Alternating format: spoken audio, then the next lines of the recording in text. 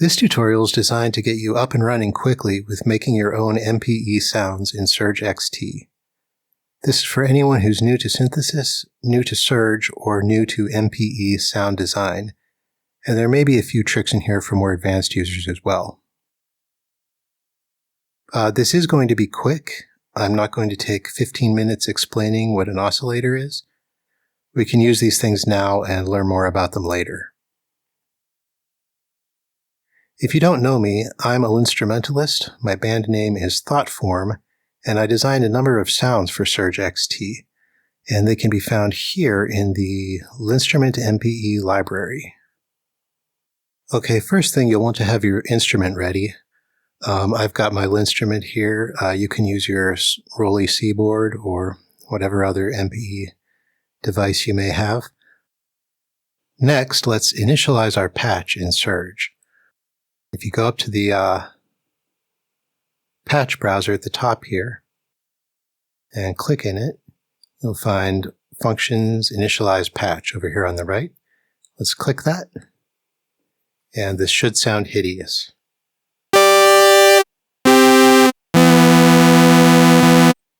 That's just about the initialized patch for every synthesizer I've ever used is this awful, bright, sawtooth wave with no dynamics. So the first thing we'll do is just make this a little less awful.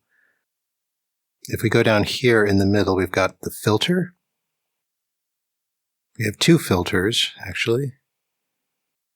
We're just going to use the one. So set it to low pass, and you can use 12 decibels or 24. It doesn't really matter. I prefer 12. So I'll click that.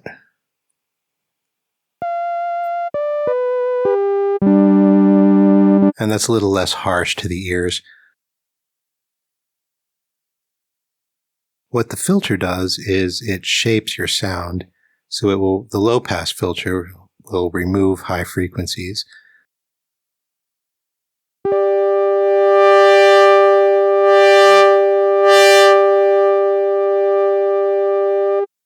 And we're not necessarily going to use filters a lot in MPE sound design, but for the moment, this is just to make the process less unpleasant, because we don't want to go around with this sound the whole time. Okay. While we're on the subject of initial patches, I'll talk briefly about what we're trying to accomplish today. We are going to be making our own, much more useful initial patch, which will be carefully calibrated to your own hands and playing style, and then can be used to make a wide variety of sounds that will feel great and be a lot of fun to play. The feeling is very important with MPE. The notes should spill effortlessly from your fingertips, and you should never feel frustrated or like you're working too hard. Unfortunately, whoever built the presets in Surge does not have your hands and has no idea how light or heavy your touch is, so you might find that some of these sounds just don't feel quite right. But after today, you'll have your own starting point, and you'll also know how to adjust existing sounds so they feel better.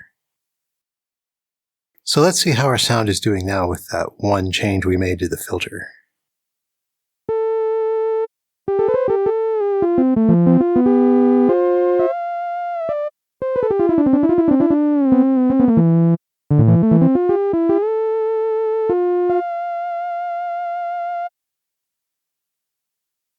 Okay, that's nothing amazing. So let's make it better.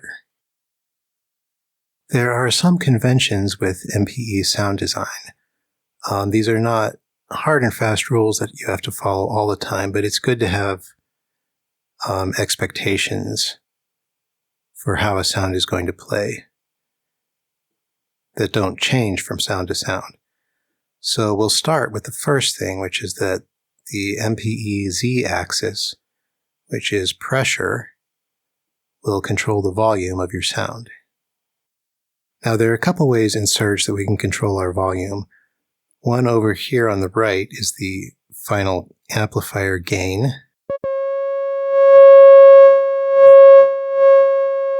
We're not going to use that. I prefer to use that just to adjust the overall output at the end of the process. And mostly I will just turn it down if my sounds happen to be distorting. Instead, we're going to go over here to this mixer. And here we have 6 tracks, 5 of which are muted, and we're just not going to worry about those 5 today. But the first one is the one that we're hearing. And you can see it's just turned all the way up. And what we're hearing from it is this oscillator over here. The oscillator is the part of your synthesizer that actually generates sound.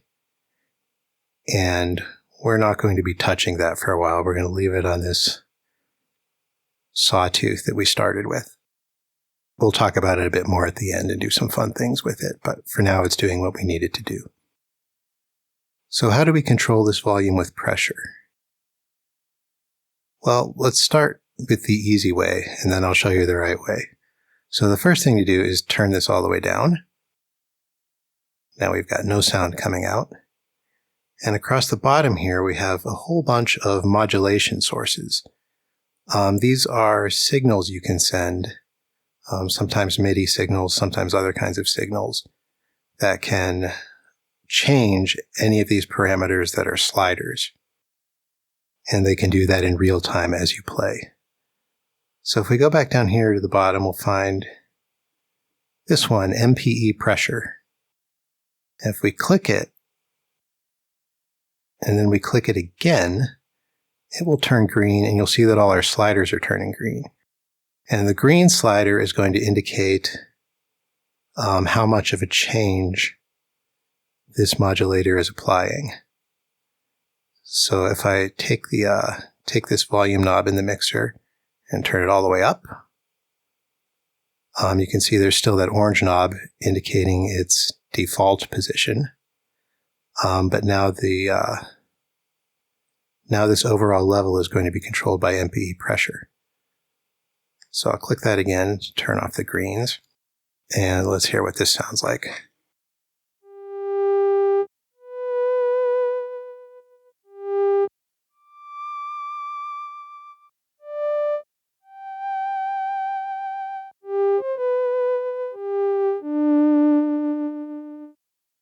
And it's very quiet. Let's turn this volume up halfway.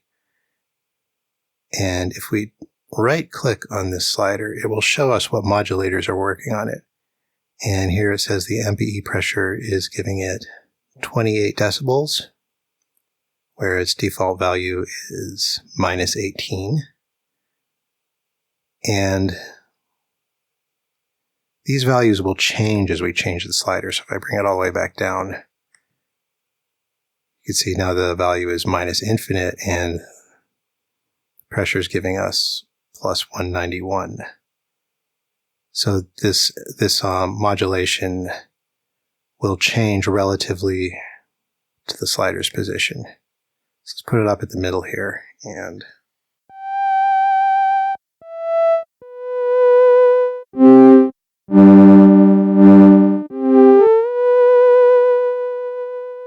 you can see we have a much more lifelike sound now, and we can hear it a little better since I sit this in the middle. So that's what MPE pressure can do for you when it's modulating volume. But we don't have really great control over this. Like I'm having to work too hard to get volume out of these notes. And I'm having a hard time playing it quietly because I have to be just barely touching it. So what I want is more control over this response from the pressure. So how do we do that? First, let's undo what we already did, because now we're going to do it the right way. So if I just right-click on this volume slider again, and here we have the MPE pressure modulation. I'm going to click this X, and that will get rid of that. And let's turn this slider all the way down again. So if we look back down here at our modulators, we have a bunch of LFOs. Now, an LFO is a low-frequency oscillator. In synthesis, these are typically used to add some animation to a sound, The most obvious examples are modulating the pitch to give us a vibrato or modulating the volume for a tremolo effect. We don't actually use LFOs a lot with MPE. Instead, we wiggle our fingers to add more natural vibrato where we want it, or press harder when we want more volume. However, these LFOs in Surge have a trick up their sleeve. We can use them as response curves to get more control over how our fingers are affecting the sound. So let's go over here to LFO 1, and let's right-click on it and rename modulator. And let's call this pressure curve. This is a trick that Roger Lynn showed me. It's going to get a little bit technical, so pay attention. If we come down here, we have controls for our LFO. We have the rate, phase, deform, amplitude. This is the shape of the oscillator wave that's going to be modulating our sound. And over here we have these different kinds of shapes that we can add. So there could be a sawtooth or a square or a triangle, or this funny one down here, kind of an envelope generator. And we can draw this curve to look like how we want it to. So let's do a couple other things. Let's make sure the phase here is turned all the way down. Here we have the rate. Let's right-click on that and click on Enabled. So now it is disabled. So that's not going to do anything. So if we come over here, we have this little pencil. And if we click on that, we can see what our curve looks like. Let's go back down here one more thing. Let's click this unipolar button. There we go. Now we can drag this point all the way down to 0. And we only need 2 points on this curve. So everything to the right of this one up here, we're just going to double click and it'll go away. And we can scroll over here to the right, double click this one, double click this one. So now we just have these 2 points in our curve. Now let's just drag this down. Let's leave this at a linear response for the moment. We'll adjust that in a little bit. A couple more things we need to do. Down here it says loop mode. We want to turn that off. Now this is not yet doing anything to our sound. Let's use this curve to modulate our volume. So if I click on pressure curve over here, it turns green. We have our green sliders again. And I'm going to drag this all the way up. Now we'll see it's not going to do anything yet. I was just playing some notes, but you don't hear them because the volume is down all the way. And the pressure curve's not doing anything. So we need to modulate the curve. So if I open it up again, you can see we have this parameter here called phase. And what phase will do, if the phase is all the way down, we will be over here on the left end of the curve. And if the phase is all the way up, we'll be all the way on the right end of the curve. And that will be louder. So we just need to add a modulator to the phase. And we will use MPE pressure for that. So if I right-click on this phase slider, add modulation from MIDI and MPE pressure. And it's going to ask me for a percent here. I'm going to put 95. There are sometimes problems with 100%. I'm not sure. I think those are fixed, but they might still not work if your instrument is calibrated wrong. So just know if something weird happens when you're playing this, like if you're pressing really hard and then suddenly the volume disappears, then this number is too high. So let's put it at 95 and that should be good. Now I click this pencil to make the curve go away. And now we should get modulation on the volume again.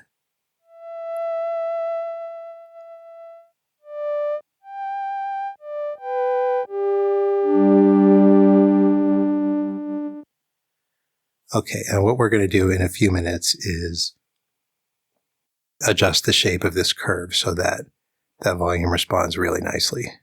But before we do that, let's set up a second curve. This one will be for our MPE Timbre control, which we've not really talked about yet. This one's going to be less important because as you're making different sounds with this, you'll probably want to do a lot of different things with the timbre, and that's fine. So it's not as important as the volume control, which is really critical to getting the ease of play that you want. But I am going to show you how to do this one because it's a little different. So let's rename this modulator. Let's call this timbre curve.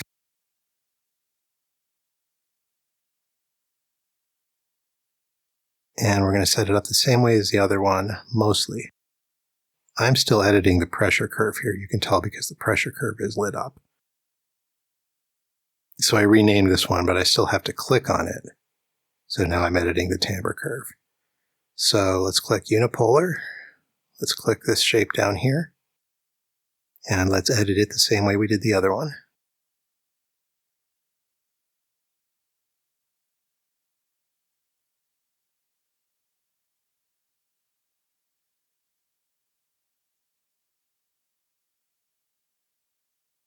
And drag it down so it's linear for now.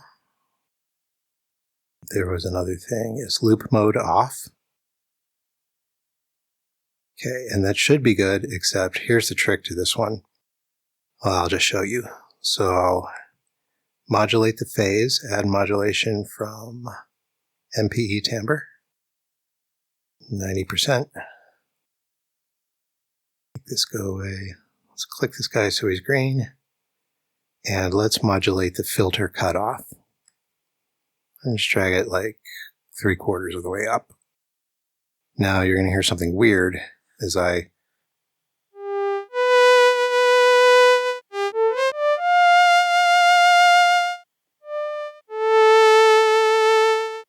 okay, it's not doing the weird thing, and I don't understand why.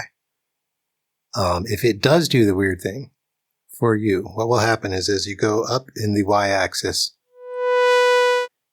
it will reset at 0 at some point. And I think that's because sometimes Surge is interpreting this as a bipolar signal when it's really unipolar. If it does that to you, what you want to do is set phase in the middle, right here, and have the modulation be 0 to 50 rather than 0 to 100.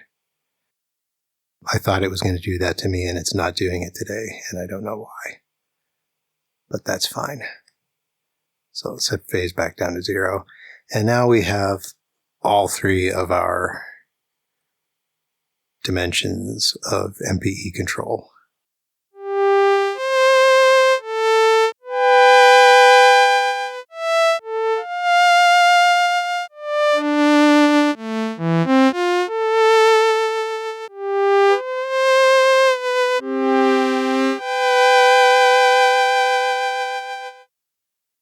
Okay, so I've got both my neutral curves, one for pressure and one for timbre. And let's see how things are sounding.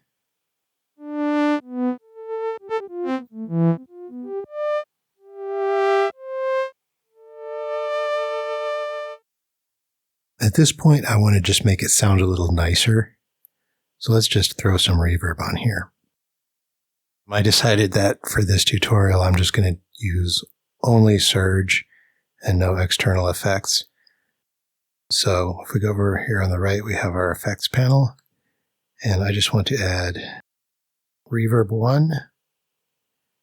And let's do a concert hall maybe.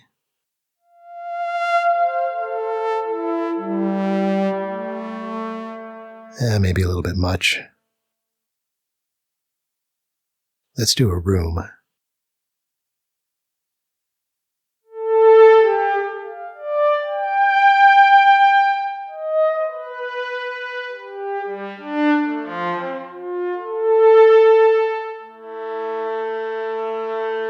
Now that's sounding kind of nice, but let's hear what if I try to play something fast.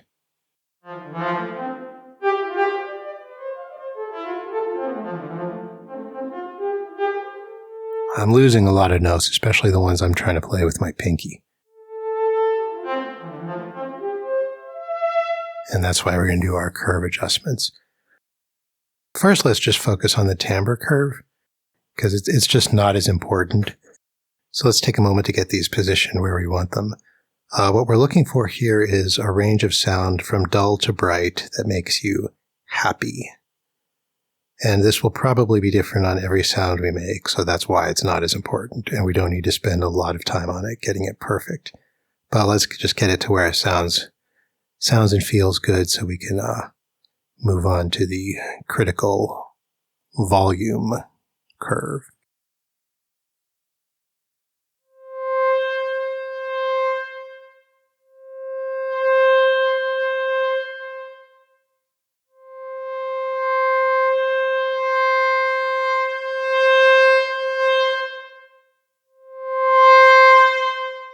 So I'm adjusting my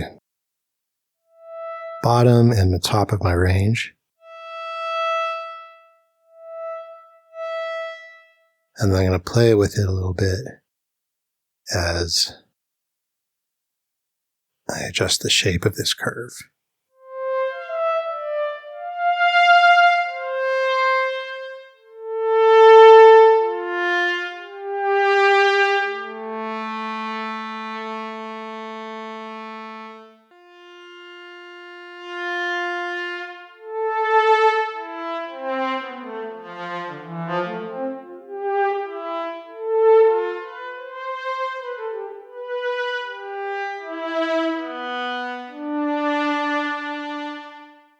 So I'm going to keep it around here, I think.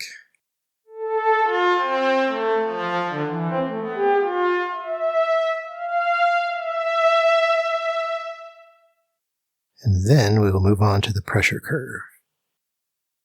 And it is very important to get the pressure curve right. You might want to turn up the volume on your monitors for this part, enough so that the loud notes you play feel objectively loud and not just loud in comparison to the soft notes.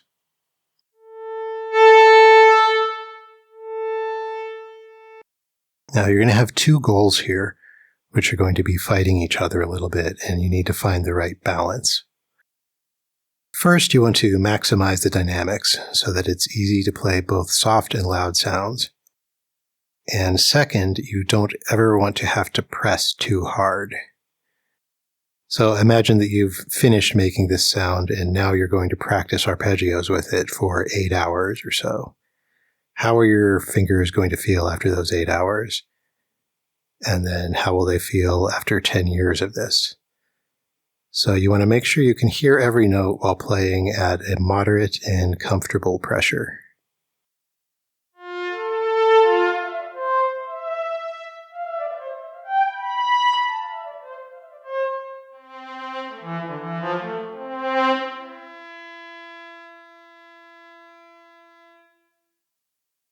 And I find for me, that point is somewhere up around here. But you're going to want to play for a little bit and get a good feel for it and make sure you're not stressing your fingers out too much.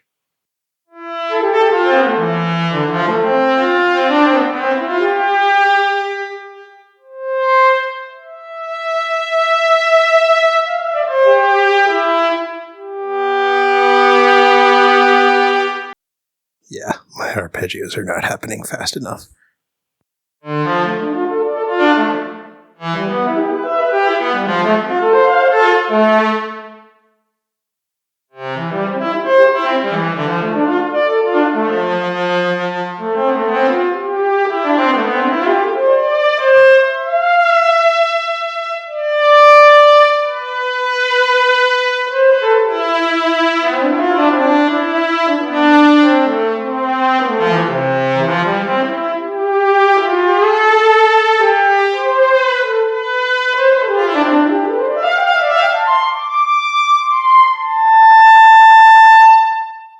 One thing you could do if you're still losing notes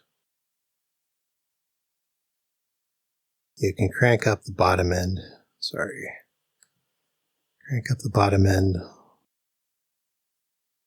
on your mixer. I find that there are going to be a lot of different situations that you want sounds for. And when you're playing just solo, then you can have a lot more dynamics than when you're playing in a mix, when you need to be closer to your louder volume most of the time. I find that if my curve is good, then I can just keep my curve where it is and only adjust this this volume slider, which will give me the bass volume. And typically I actually do have this rather high because most of the time I'm not wanting to be super quiet. So let's see how it sounds here.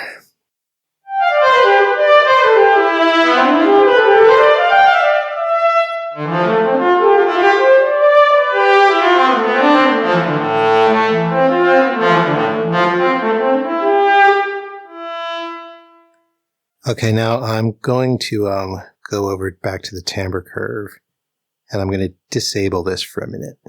And the reason I'm going to do that is because sometimes brightness and volume kind of have the same effect, and it can confuse you when you're trying to set up your pressure curve. So just for a moment, I'm going to turn this amplitude all the way down on my timbre curve. And I should not get any more dynamics from the timbre. So I'm just going to turn the volume, the cutoff up here.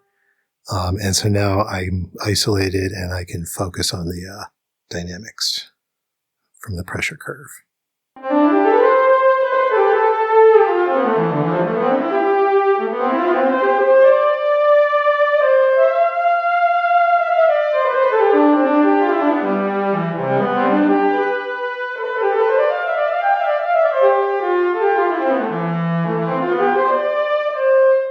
And I think what I want is I want the bass level up higher and a shallower curve.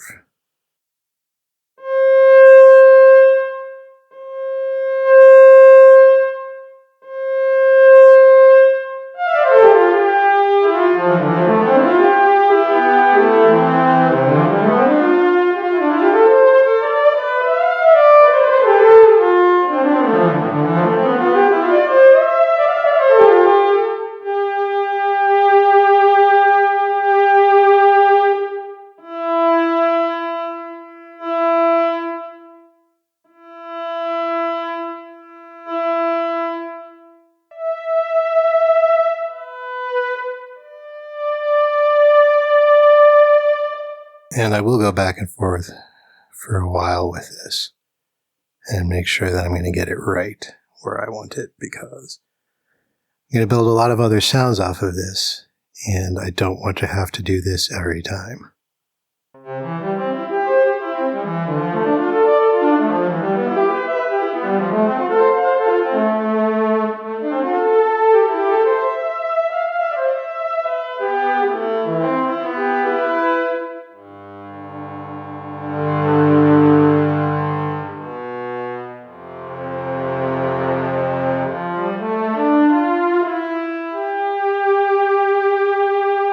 Okay, I'm fairly happy with that. So now I'll turn the timbre curve back on.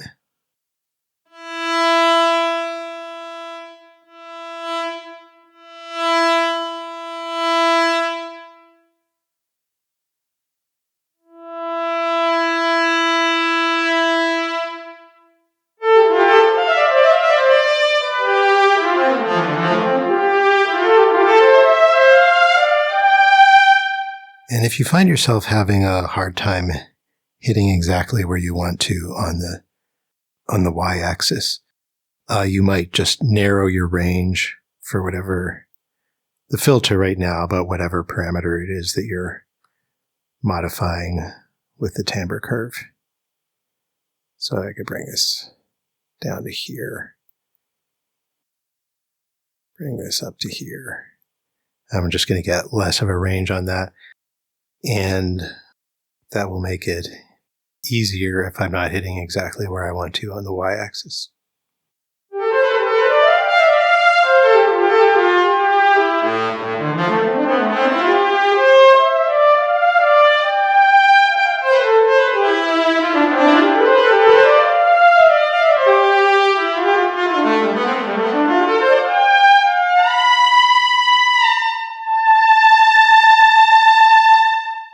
And now I'm getting something closer to what I want.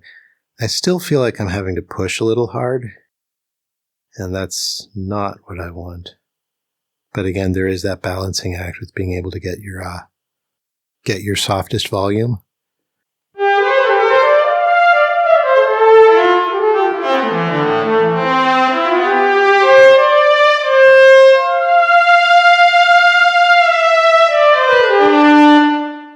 So sometimes if you have a really dynamic sound and you really want to get those super quiet parts, edit this curve again, bring it down like this.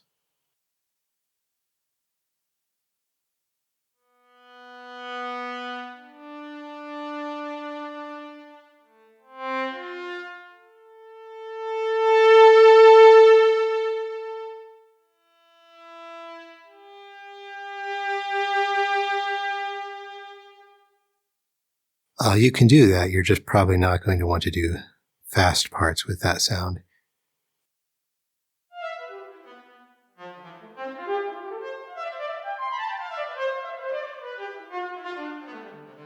But that's a choice you can make with an individual sound. For this initial preset that we're making right now, we want it to feel comfortable, fast or slow.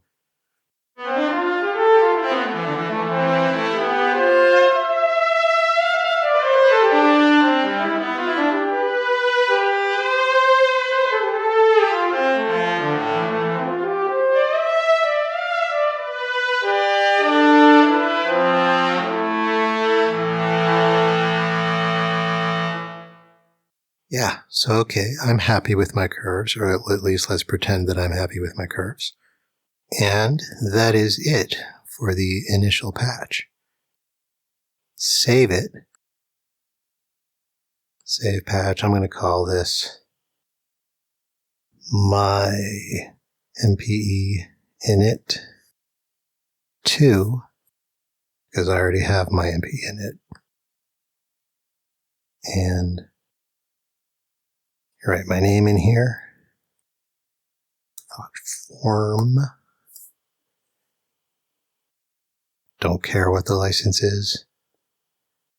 Yes, maximally permissive. Sounds good. You can use my sounds. Okay. All right, now we could be done, or I could show you a couple other tricks. This stuff here, the play mode, a lot of the time you'll want to be on poly. But I think if you haven't, you should really explore mono. And my favorite flavor of mono is this mono ST plus FP. Because that is where you will get your snakiest, sexiest, melismatic legato lines.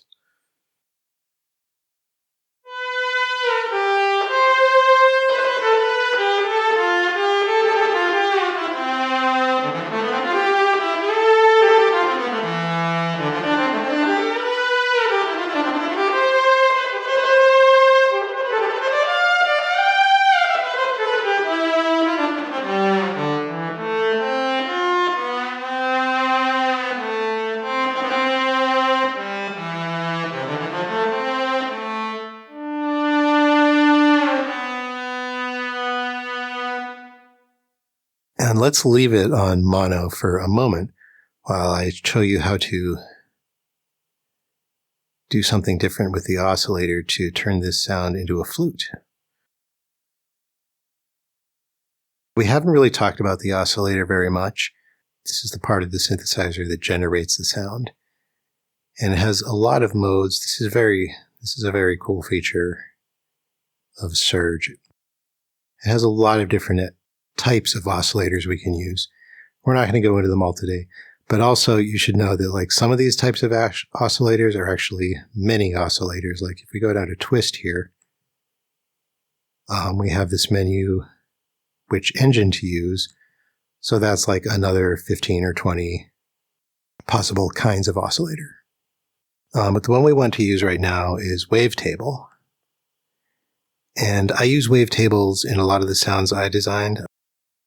The other VST synth that I use a lot is Serum, and that's very wavetable based synthesizer. So I have a lot of wavetables that I've made for that, and I can bring those in and use them in Surge. I have not found a way to make those wavetables without Serum, which I would like to do in order to show you how to make your own wavetables and use them in Surge. I'm not there yet. I'll let you know when I am. So for today, we are going to be using just built-in wavetables in Surge. So you can select them up here. We've got a lot of different things. I'm going to use one. Okay, it's in the generated folder, and it is called... Where in the hell is it? Oh, there it is. Triangle Sine Shape.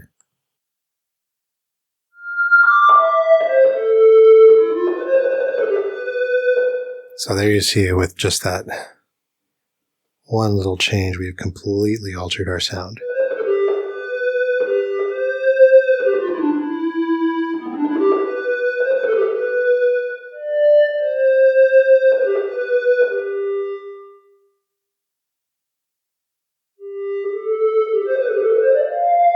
Okay, I misled you before. My favorite play mode is actually mono FP without the ST.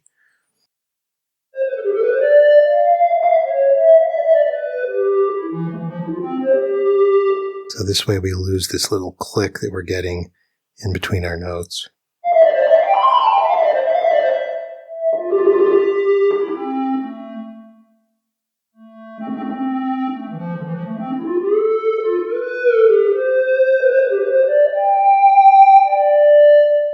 So a triangle is a good sound to use for a flute. Okay, I'll throw this in here for people who are very new to synthesis. A general rule of thumb with oscillators, good starting point, is to use a triangle wave for fluty kinds of sounds, a sawtooth wave for brassy kind of sounds, and a pulse wave for stringy kinds of sounds. And I could talk about this for like 6 hours, but I'm just going to leave it there. That's a good starting point. So for the flute, this wavetable here is not just one waveform. As I drag this morph slider, we can see we've got all kinds of different harmonics coming up. But it can morph between just this triangle and this sine wave kind of shape. And so what we want to do is we want to set this to be this sine wave. And then we want to modulate this with our timbre. So if I go back down to timbre curve, click it till it's green. Drag this all the way left, because if we saw as we were looking that all the way on the left is a triangle. So now I'm going to turn off the filter, because we're using now an alternate method of shaping the timbre.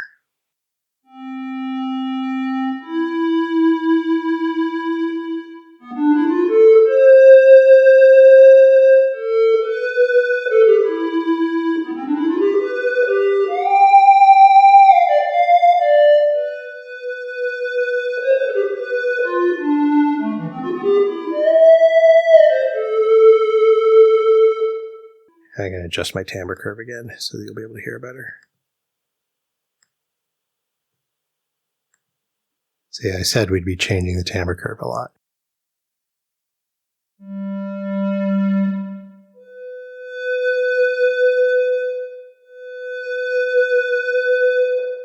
It's still not as evident as I'd like, so I'm going to turn the filter back on. So if we use the filter and the wavetable shape, we should get a pretty good variation.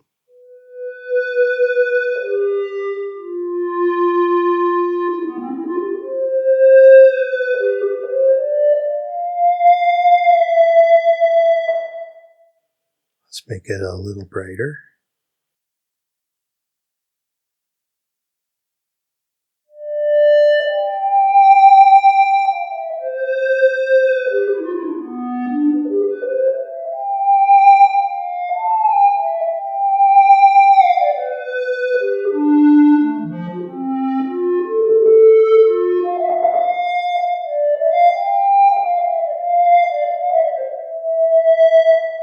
So that's a pretty good flute. And I'm going to show you one more trick. There's a classic synthesizer trick, which is to add some noise and throw it in there somehow when you want to make something sound like a flute or any other wind instrument.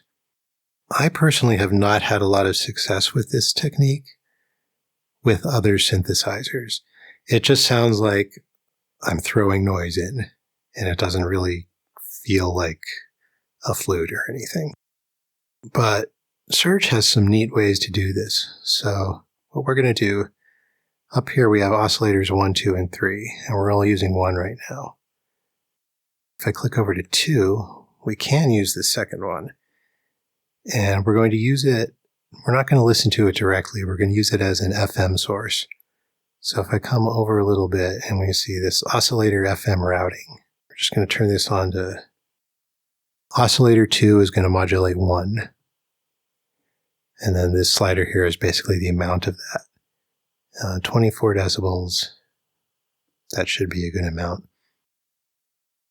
I'll change this so you can hear the different extremes. So the kind of oscillator we want oscillator 2 to be, it's under twist. And the engine is filtered noise. Let me see if I can remember the right settings. The type is going to be all the way over here. Clock frequency is going to be all the way up. And the resonance is going to be very high. So this is going to be a noise that is filtered somewhat to resemble a tone. I also found that if I boost this octave, these numbers are here on all the oscillators. This is 1 octave up and 2 and 3 and same in the other direction. So if I turn this one up to 1, now we should get a little bit of noise.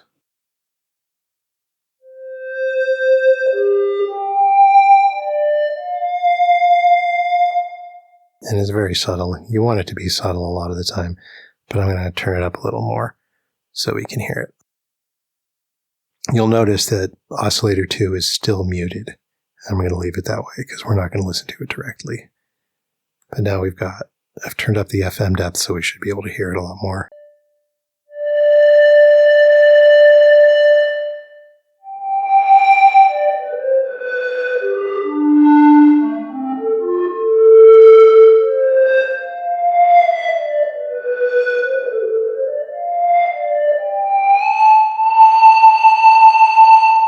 And I'll often modulate this, so let's say I want modulation from pressure.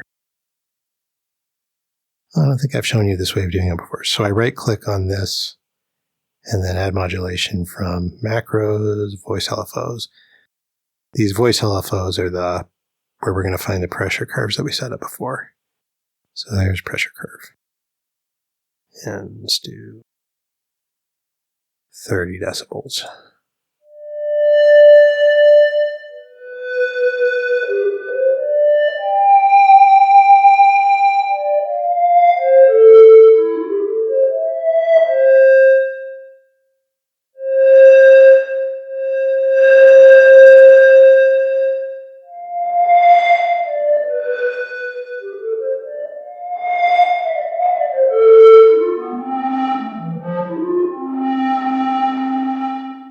And so, yeah, this filtered noise in Surge just works for me a lot better than it has on any other synthesizer. This is probably my favorite feature of this synth, which is a great synth in so many other ways too.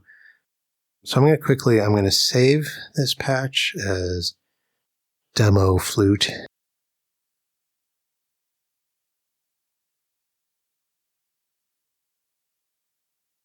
Okay. And then I'm going to go back to the initial patch. And then we're about to be done. My MPE init 2, that's it.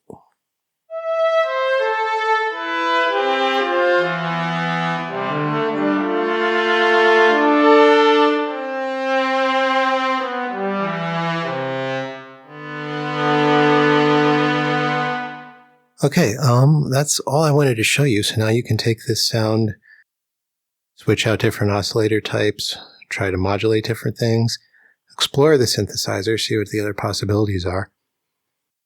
If you come back in a week or two, or whenever I get it done, I will show you how to turn this sound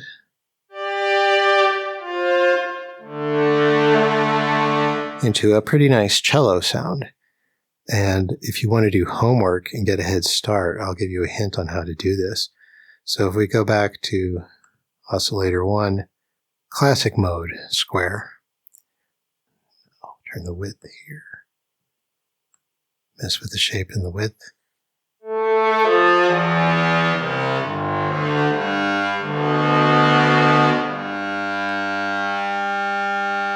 Modulate this width too.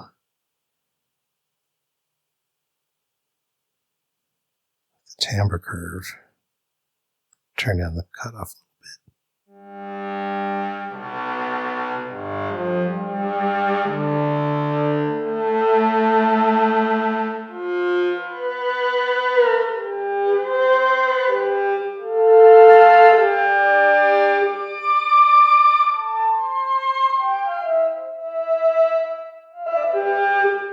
Yeah, so that's a starting point. That's something to play with. See if you can turn that into an awesome cello. And if not, I'll try to do it for you next time. Thanks for watching.